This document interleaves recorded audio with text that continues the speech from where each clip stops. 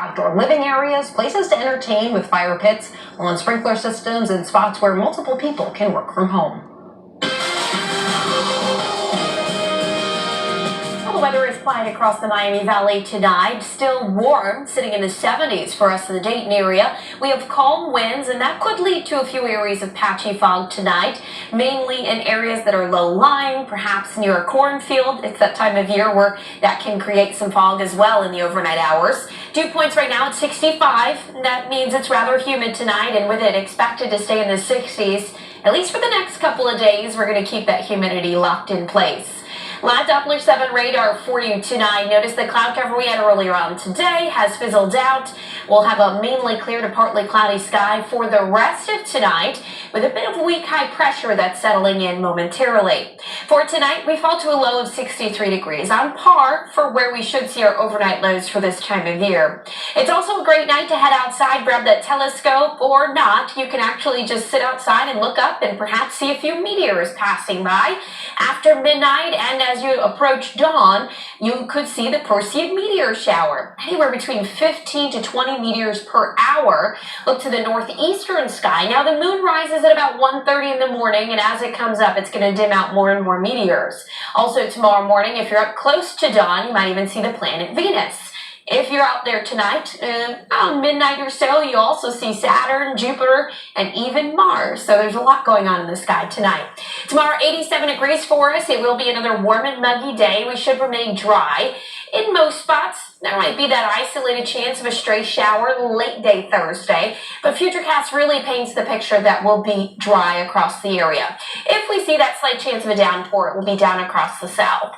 On Friday, clouds move in. We'll have a partly sunny sky, and then as we move into the afternoon, a few isolated showers and thunderstorms expected to skim through the area during the peak heating of the day. Speaking of heating, we'll get to the upper 80s tomorrow, middle 80s into the upcoming weekend, and then you can see temperatures begin to drop off.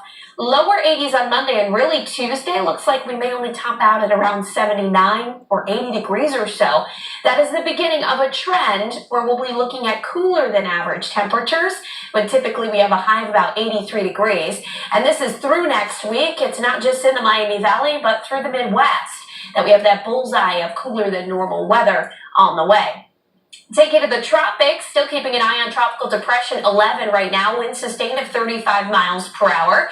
As we get into tomorrow, by tomorrow morning, in fact, we may have Tropical Storm Josephine, and it's going to continue to move through the Atlantic, passing north of the Leeward Islands over the weekend and making its way closer to the Bahama Islands, but expected to stay off to the east. I was looking at upper level winds and what's happening in the tropics.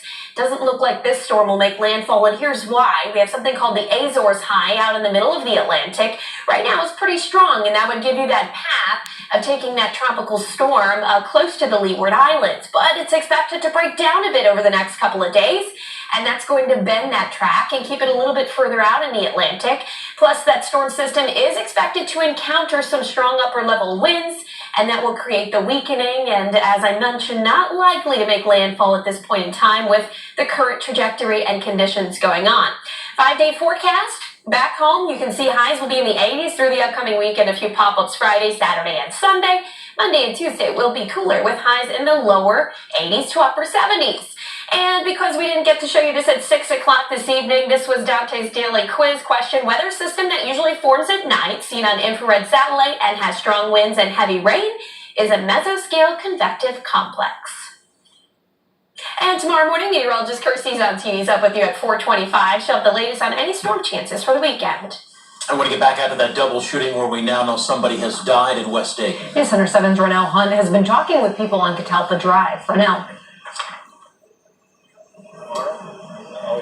James Amali, one person that I spoke to was a woman. She actually just got on the scene roughly about 10 minutes ago, pretty upset. I was able to talk to her. Unfortunately, she told me her son was at the party. He is safe, but his girlfriend has died. She said her son was pretty upset. She was fortunate that he was alive, but just to hear the distraught that was in his voice when he realized that his girlfriend had died, she said, was just heart-wrenching. That woman that has died, they did not give a name. Police have not confirmed that name. But what that woman did tell me is that woman had a 7-year-old daughter that she says it's going to be very hard to break to her that her mother is no longer here. Now, I want to step out of the way real quick and show you. As you can see, one officer is actually just coming back into the scene. And as you can see, some of these police markers that are down right in front of me, it stops at about 38 or so. But I can tell you there's about 40 to 41 evident markers that are in the streets right now as police are currently still investigating. What they're saying is a shooting that happened at a birthday party. Right now, we're still waiting to hear back from officials on any more information. As soon as we're able to get any information, we'll be sure to update you online at WHIO.com. Live in Dayton, Ron L. Hunt, News Center 7. All right.